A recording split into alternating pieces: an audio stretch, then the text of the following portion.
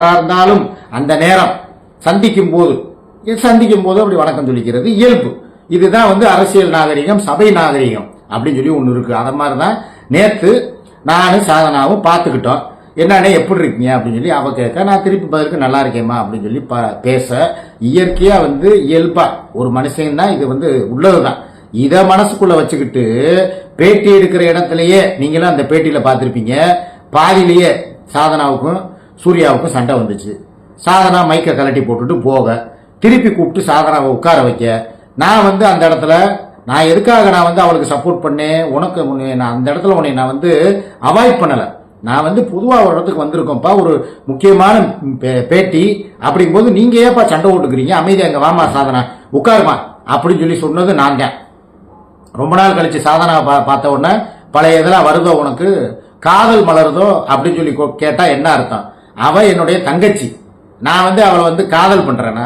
தேவையில்லாத வார்த்தைகள் தானே இதெல்லாம். அந்த இடத்துல சண்டை வந்துச்சு. அதெல்லாம் வந்து மீடியாவில் கலட்டா சேனல்ல கட் பண்ணிட்டாங்க.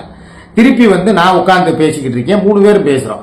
யாரையுமே பேச விடாம டாமினேட் பண்ணக்கூடாது. சூர்யா கிட்ட உள்ள ஒரு பெரிய கெட்ட பழக்கம் என்னன்னா, உன் கருத்துக்களை கொண்டு போய் சேர்க்கணுங்கிற ரைட் ஓகே. அந்த இடத்துல சாதனா ஒரு சின்ன தப்பு பண்ணிட்டான். அதாவது யூரின் போறேன் அப்படின்னு சொல்லிட்டு போனான். அப்ப அப்படியே குனிஞ்சுக்கிட்டே போயிட்டு திருப்பி ரிட்டர்ன் வரும்போது அப்படியே வந்து உட்கார வேண்டியது தானே. அதை விட்டுட்டு அங்கே நின்றுக்கிட்டு பரதநாட்டியம் ஆடிக்கிட்டு இருந்தா, இப்படி இப்படி இப்படி ஆடிக்கிட்டு இருந்தா. ஒரு சபையில ஒரு பேட்டி எடுக்க போற இடத்துல இப்படி பண்ணக்கூடாதுதான், அது தவறு தான். சரி, அது ஒரு விளையாட்டு புள்ள, கிராமத்து புள்ள அப்படிங்கும் போது ஏதோ அதுக்கு தோணுன மாதிரி அது பண்ணிருச்சு. சரி, விட்டுட்டு போக வேண்டியது தானே. நான் சரி வந்து உட்காருப்பாங்கிறேன், அவங்க ஆடிக்கிட்டு இருக்கா, நீ இங்க உட்காந்துக்கிட்டு அவளை வான்னு கூப்பிடுறதும், நீங்க 2 பேரும் என்ன இது பண்ணிக்கிட்டு இருக்கீங்களா? நான் எவ்வளவு சீரியஸா பேசிக்கிட்டு இருக்கேன் அப்படின்னா சீரியஸா தான் பேசணும், இல்லைன்னு சொல்லல.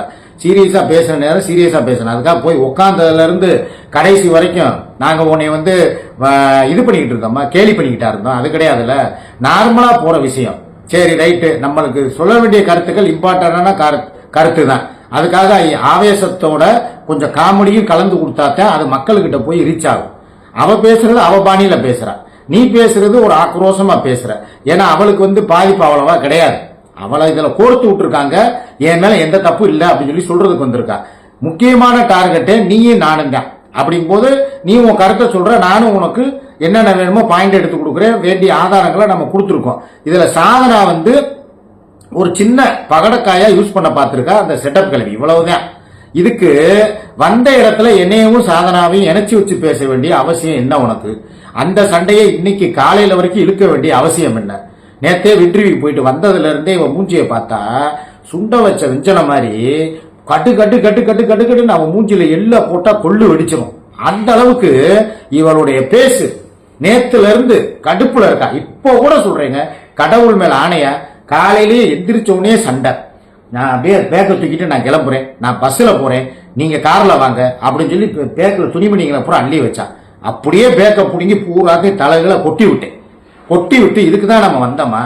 நம்ம அடுத்து பிரஸுக்கு போக வேண்டியது இருக்கு, இன்னும் அடுத்து இன்னொரு சேனல் பேட்டிக்கு கூப்பிட்டு இருக்காங்க.